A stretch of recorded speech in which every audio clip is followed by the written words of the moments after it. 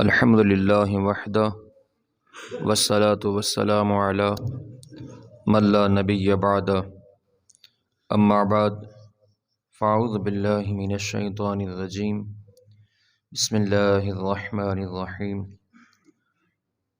وامتازوا اليوم ایہا المجرمون الم عاہد الیکم یا بنی آدم الا تعبدوا الشیطان انہ لکم عدو مبین وان اعبدونی ھذا صراط مستقیم ولقد اضل منکم جبلا کثیرا افلم تکونوا تعقلون ھذہ جہنم التی کنتم توعدون اصلوها اليوم بما کنتم تکفرون اليوم نختم على افواہہم وتکلمنا ایدیہم وتشہد ارجلہم بما كانوا یکسبون ولو نشاء لطمسنا على اعینہم فاستبقوا الصراط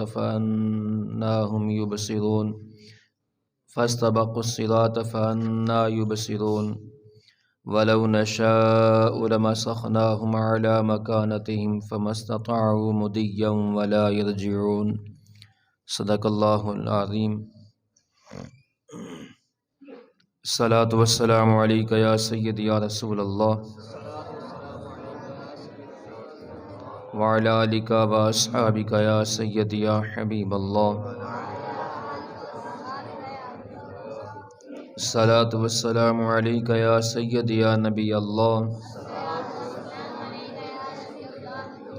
وعلی آلک واصحابک یا سیدی یا رحمۃ للعالمین۔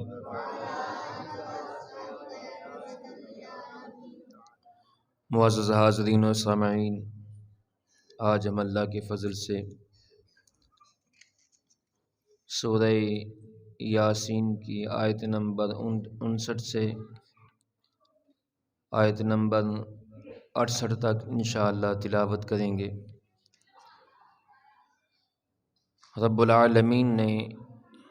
ارشاد فرمایا وامتازوا اليوم ایہا المجرمون، اور حکم ہوگا قیامت کے دن کافروں بدکاروں کے متعلق، ان کو رب العالمین کی بارگاہ سے حکم ہوگا وامتازوا اليوم ایہا المجرمون، اے مجرموں میرے دوستوں سے آج الگ ہو جاؤ۔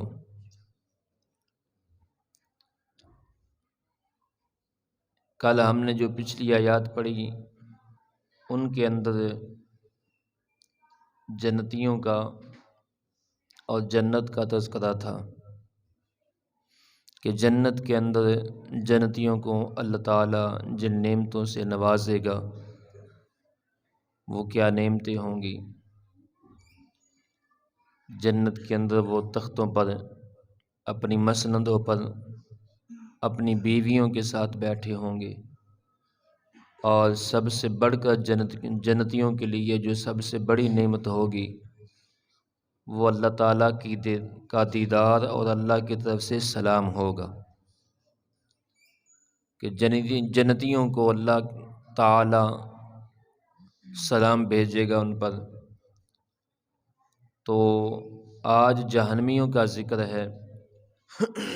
ان کا تذکرہ ہے۔ دنیا میں کافر و مسلمان، نیک و بد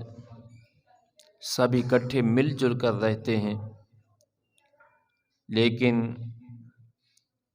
قیامت کا منظر جو ہے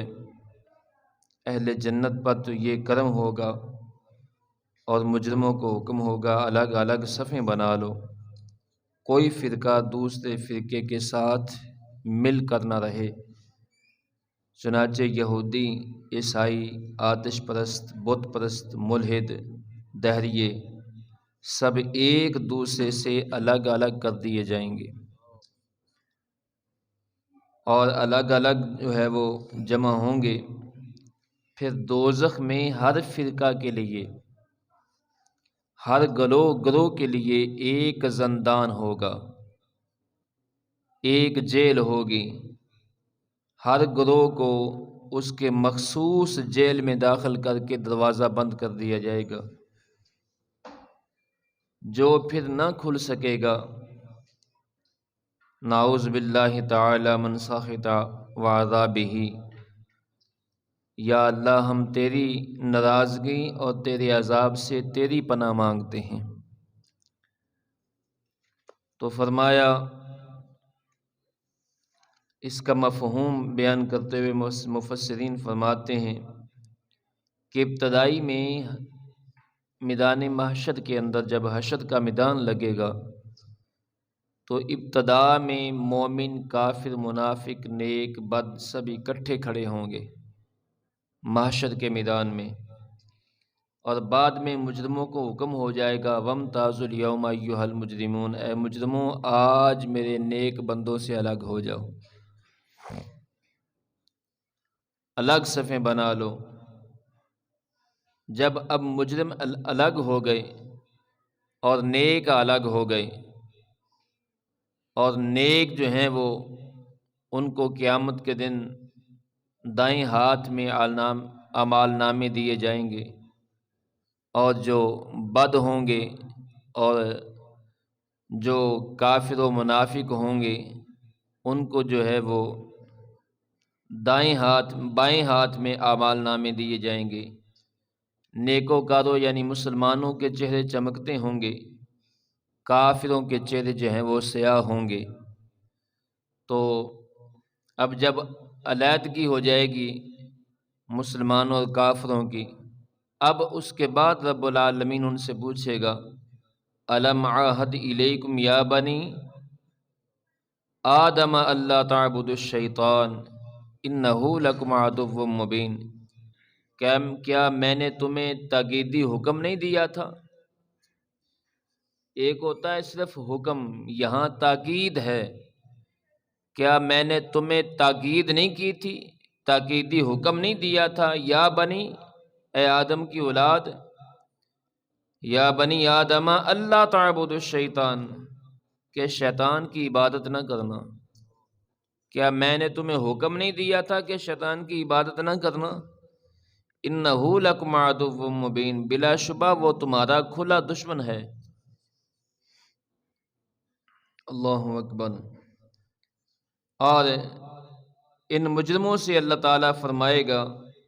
کہ آج منہ بسورنے اور چیخنے چلانے کا کوئی فائدہ نہیں ہے۔ ہم نے اپنے انبیاء اور ان کے نائبین علماء ربانیین کے ذریعے تمہیں تاکیدی حکم دیا تھا۔ اب دیکھیں اس آیت کے اندر اللہ رب العزت نے کائنات والوں کو علماء کے ذریعے، انبیاء کے ذریعے تنبیہ کی۔ انبیاء علیہ السلام تشریف لاتے رہے اور لوگوں کو جو اللہ تعالیٰ کا حکم سناتے رہے اور اللہ رب العزت کا پیغام پہنچاتے رہے۔ اب حضور صلی اللہ علیہ وآلہ وسلم کے وصال مبارک کے بعد قیامت تک کوئی نبی نہیں آئے گا۔ اب قیامت تک علماء ربانیین جو ہے وہ لوگوں کو اللہ رسول صلی اللہ علیہ وآلہ وسلم کا پیغام پہنچائیں گے۔ تو علماء رسول اللہ صلی اللہ علیہ وآلہ وسلم کے نائب ہیں، علماء ربانیین، اور علماء کے اندر حق گو علماء جو ہیں یہ حضور صلی اللہ علیہ وآلہ وسلم کے نائب ہیں، ان کے پاس رسول اللہ صلی اللہ علیہ وآلہ وسلم کی نیابت ہے۔ اس لیے حضور صلی اللہ علیہ وآلہ وسلم نے فرمایا کہ جو علماء سے بغض رکھے، ان کی تحقیر کرے، ان کو حقارت کی نظر سے دیکھے، اللہ رب العزت اس کو ایمان پر موت عطا نہیں کرے گا، اس کو ایمان پر موت نہیں آئے گی۔ تو یہاں رب العالمین نے فرمایا کہ میں نے تم سے عہد نہیں لیا تھا کہ اللہ کی عبادت نہ کرنا، تاکیدی حکم دیا تھا کہ وہ تمہارا کھلا دشمن ہے۔ وَأَنِ اعْبُدُونِي هَذَا صِرَاطٌ مُّسْتَقِيمٌ، اور میری عبادت کرنا یہ سیدھا راستہ ہے۔ اب اس آیت پر غور کریں، سوال پیدا ہوتا ہے کہ کیا کوئی آدمی دنیا میں شیطان کی عبادت کرتا ہے؟ نہیں کرتا۔ سب کا دعویٰ ہے کہ ہم عبادت تو اللہ کی کرتے ہیں، اور یہاں رب العالمین نے فرمایا ہے کہ میں نے تمہیں تاکیدی حکم دیا تھا کہ شیطان کی عبادت نہ کرنا۔ تو اب بظاہر کوئی آدمی شیطان کی عبادت تو نہیں کرتا، تو یہاں عبادت کا ذکر آ رہا ہے کہ شیطان کی عبادت نہ کرنا، میں نے تمہیں تاکیدی حکم دیا تھا۔ تو اس کا مطلب یہ ہے، اس سے مراد یہ ہے کہ جب کوئی آدمی شیطان کے طریقے پر چلتا ہے، شیطان کے کام کرتا ہے، تو گویا کہ وہ شیطان کی عبادت کر رہا ہے۔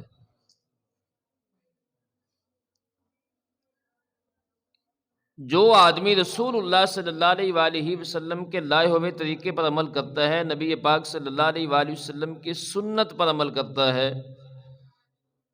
رسول اللہ صلی اللہ علیہ وسلم کی اطاعت کرتا ہے، تو وہ اللہ تعالیٰ کی اطاعت کرتا ہے۔ جس طرح کہ رب العالمین نے فرمایا وَمَن يُطِعِ الرَّسُولَ فَقَدْ أَطَاعَ اللَّهَ، جس نے رسول کی اطاعت کی اس نے فقط میری اطاعت کی۔ تو یہ ہے شیطان کی عبادت کہ جو شیطان کے طریقے پر چلے۔ وَأَنِ اعْبُدُونِي هَذَا صِرَاطٌ مُّسْتَقِيمٌ، اور فرمایا میری عبادت کرنا یہ سیدھا راستہ ہے۔ شیطان کی بندگی چھوڑ کر میری عبادت کرنا، کیونکہ میں ہی تمہارا خالق ہوں، میں نے ہی تمہیں بقا نشو و نما کے لیے بڑی فیاضی سے سارے وسائل پہنچا دیے ہیں، اور تمہاری ابدی زندگی کے متعلق بھی فیصلہ کرنے کا اختیار صرف مجھے ہے، اور مجھ سے بڑھ کر تم پر کوئی شفقت رحمت فرمانے والا نہیں ہے۔ اگر تم میرا حکم مانو گے، میری اطاعت کرو گے، تو یہیں صراط مستقیم ہے، یہیں سیدھا راستہ ہے جس پر چل کر تم منزل مقصود پا سکو گے۔ اور فرمایا وَلَقَدْ أَضَلَّ مِنْكُمْ جِبِلًّا كَثِيرًا أَفَلَمْ تَكُونُوا تَعْقِلُونَ، فرمایا کہ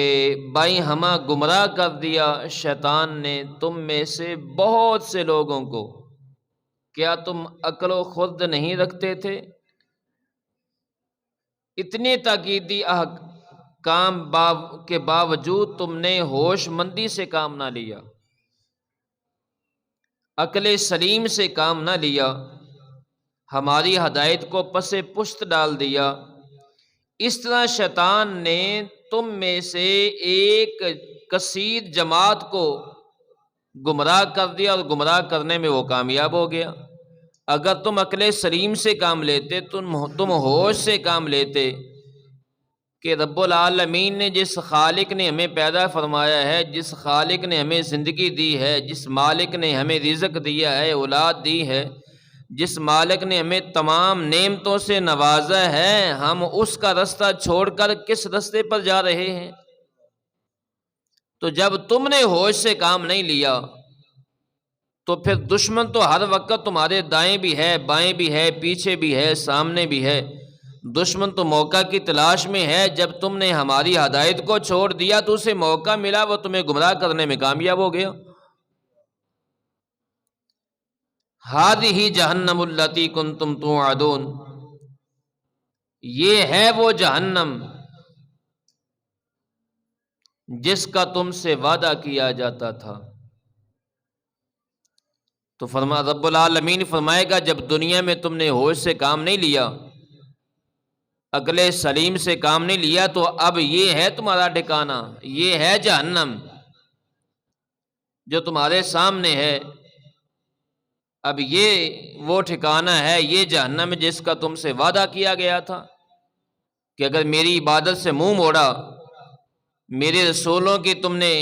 نافرمانی کی، میرے رسولوں کو طریقے کو چھوڑا، تو پھر تمہارے لیے یہ جہنم ہے۔ اسلوھا الیوم بما کنتم تکفرون، آج اس کی آگ تاپو اس کفر کے باعث جو تم کیا کرتے تھے۔ یعنی قیامت کے دن اللہ کسی پر ظلم نہیں کرے گا۔ فرمایا کہ اب جہنم اس لیے ہے، جہنم کی آگ تمہیں اس لیے ہے کہ تم دنیا میں میرے رسولوں کا انکار کرتے رہے، میرے رسولوں کے طریقے کا انکار کرتے رہے، تو اب اس کے سبب جہنم کی آگ جو ہے وہ برداشت کرو، کسی پر ظلم نہیں ہے۔ الیوم نختم علی افواہہم وتکلمنا ایدیہم وتشہد ارجلہم بما کانوا یکسبون۔ اب قیامت کے دن جب مجرم کھڑے ہوں گے تو اللہ تعالیٰ اور مجرموں کے درمیان جب جو ہے وہ گفتگو بحث مباحثہ ہو رہا ہوگا تو اب کافر جو ہے وہ انکار کریں گے، اے اللہ ہم نے تو کام یہ کیے ہی نہیں ہے۔ جب اعمال نامہ دیکھیں گے اپنا بائیں ہاتھ میں، الٹے ہاتھ میں جب اعمال نامہ دیکھیں گے وہ لسٹ ہوگی تو اب وہ انکار کریں گے۔ غالب نے اس کی ترجمانی کی ہے کہ پکڑے جاتے ہیں فرشتوں کے لکھے پر ناحق، آدمی کو ہمارا دم تحریر بھی تھا۔ اب وہ انکار کریں گے، کہیں گے کہ یا اللہ ہم نے تو یہ کام کیا نہیں ہے، اور ہمارے اعمال نامے میں یہ بات یہ بھی تحریر ہے، یہ بھی تحریر ہے، یہ بھی ہے، ہم یہ کرتے نہیں ہیں، ہم نے یہ نہیں کیا تھا۔ تو اب رب العالمین فرمائے گا جب یہ ڈٹ جائیں گے، کچھ لوگ ایسے ہوتے ہیں کہ گواہوں کے باوجود گواہی بھی آ رہی ہو اور گواہوں کے باوجود بھی وہ ڈٹے رہتے ہیں کہ نہیں میں نے یہ کام نہیں کیا۔ تو اب جب کافر جو ہے وہ انکار پر انکار کریں گے تو اب رب العالمین حکم ہوگا الیوم نختم علی افواہہم وتکلمنا ایدیہم وتشہد ارجلہم بما کانوا یکسبون، آج ہم مور لگا دیں گے کفار کے منہوں پر۔ اب اللہ ان کی زبانیں بند کر دے گا، زبانوں پر موریں لگ جائیں گی، اور بات کریں گے ہم سے ان کے ہاتھ، ان کے ہاتھ ان کے خلاف گواہی دیں گے، اور ان کے پاؤں ان بدکاروں پر جو وہ کام کیا کرتے تھے۔ اب ان کی زبانوں پر موریں لگ جائیں گی، زبانیں بند ہو جائیں گی، اور ان کے ہاتھ گواہی دیں گے، ان کے پیر گواہی دیں گے، اور وہ دیکھ رہے ہوں گے، سن بھی رہے ہوں گے اپنے ہاتھوں اور اپنے پیروں کی گواہی اپنے خلاف، اور ان کے ہاتھ کہیں گے کہ یا اللہ یہ ہمارے ساتھ یہ کرتا تھا، ہم سے یہ کرواتا تھا۔ پاؤں کہیں گے کہ ہمارے ساتھ چل کر جاتا تھا اور اس نے یہ کیا، اور اب اس کے اعضاء جو ہے وہ گواہی دے رہے ہوں گے، آنکھیں گواہی دیں گی کہ ہم سے یہ کرتا تھا۔ اب جب انسان کے اعضاء اس کے خلاف گواہی دے رہے ہوں تو اب انسان کے پاس کوئی چارہ ہوتا ہے کہ وہ اس بات سے پھر جائے، مکر جائے؟ وَلَوْ نَشَاءُ لَطَمَسْنَا عَلَىٰ أَعْيُنِهِمْ فَاسْتَبَقُوا الصِّرَاطَ فَأَنَّىٰ يُبْصِرُونَ، اور اگر ہم چاہتے تو ہم ان کی آنکھوں کا نشان تک محو کر دیتے، پھر وہ راستہ کی دوڑ کر آتے بھی تو اندھیروں کا اندھوں کو راستہ کیسے نظر آتا۔ اللہ فرماتا ہے کہ یہ دنیا میں یہ گمان نہ کریں کہ آج ہم قیامت کے دن ہم نے ان کو پکڑا ہے، اپنی بارگاہ میں کھڑا کیا ہے، آج ان سے سوالات ہو رہے ہیں، آج ہم پوچھ رہے ہیں، اور دنیا میں معاذ اللہ کو ہمیں ان پر اختیار نہیں تھا، اور دنیا میں ہم انہیں پکڑ نہیں سکتے، دنیا میں جو ہے وہ جو چاہیں کرتے پھریں، دنیا میں کوئی اختیار نہیں۔ رب العالمین نے فرمایا وَلَوْ نَشَاءُ لَطَمَسْنَا عَلَىٰ أَعْيُنِهِمْ فَاسْتَبَقُوا الصِّرَاطَ فَأَنَّىٰ يُبْصِرُونَ، دنیا میں آج فرماتا ہے رب العالمین کہ دنیا میں اگر ہم چاہیں تو ان کی آنکھیں ہی سلب کر لیں، اور ایسے سلب کریں، ایسے ماو کر دیں کہ ان کی آنکھوں کے نشان بھی تمہیں نظر نہ آئیں۔ ماو کہتے ہیں کہ کسی چیز کا نشان بھی ختم کر دینا، کہ یہاں کوئی چیز بھی تھی، تو اللہ فرماتے ہیں کہ ہم ان کی آنکھوں کے نشان بھی ختم کر دیتے اور یہ اپنا راستہ بھی نہ ڈھونڈ سکتے۔ ہم نے دنیا میں جن کو مہلت دی ہے، اس کا مطلب یہ نہیں ہے، اللہ فرماتا ہے کہ اس کا مطلب یہ نہیں کہ ہمیں کوئی ان پر اختیار نہیں تھا، یہ ہماری قدرت سے باہر تھے، نہیں، ہم نے ان کو مہلت اس لیے دی کہ ان کے دل میں یہ چاہ نہ رہے کہ ہم یہ بھی کر لیتے، یہ گناہ بھی کر لیتے۔ دنیا میں کیونکہ انسان کو اللہ نے عقل دی ہے، شعور دیا ہے، انسان نے راستہ چوز کرنا ہے، انسان نے راستہ اختیار کرنا ہے، اللہ رب العزت نے انسان کو عقل و فہم دیا ہے، تو اب انسان کو چاہیے کہ وہ اپنے مالک حقیقی کے بتائے ہوئے راستے پر چلے، دشمن کا راستہ چھوڑ دے۔ وَلَوْ نَشَاءُ لَمَسَخْنَاهُمْ عَلَى مَكَانَتِهِمْ فَمَا اسْتَطَاعُوا مُضِيًّا وَلَا يَرْجِعُونَ، اور اگر ہم چاہتے تو ہم انہیں مسخ کر کے رکھ دیتے ان کی جگہوں پر، پھر وہ نہ آگے جا سکتے نہ پیچھے جا سکتے۔ ہمارے اختیارات اور ہمارا قدرت کا تو یہ عالم ہے کہ اگر ہم چاہتے تو جہاں یہ اب بیٹھے ہوئے ہیں وہاں سے اٹھنے ہی نہ پاتے، کیا ہم ان کا حلیہ بگاڑ دیتے، انہیں پتھر بنا دیں، کسی دوسرے بدنما جانور کی شکل میں انہیں تبدیل کر دیں، نہ آگے جا سکیں نہ پیچھے ہٹ سکیں۔ ہم نے انہیں جو ڈھیل دے رکھی ہے ان کا، اس کا یہ مطلب نہیں کہ وہ ہمارے قابو سے باہر ہیں یا وہ اتنے طاقتور ہیں کہ ہم ان سے ٹکر نہیں لے سکتے، یہ تو محض ہمارا کرم ہے، دنیا میں ہم نے ان کو مہلت دی ہے کہ ہو سکتا ہے یہ سنور جائیں، یہ مڑ آئیں، اور میں آخر میں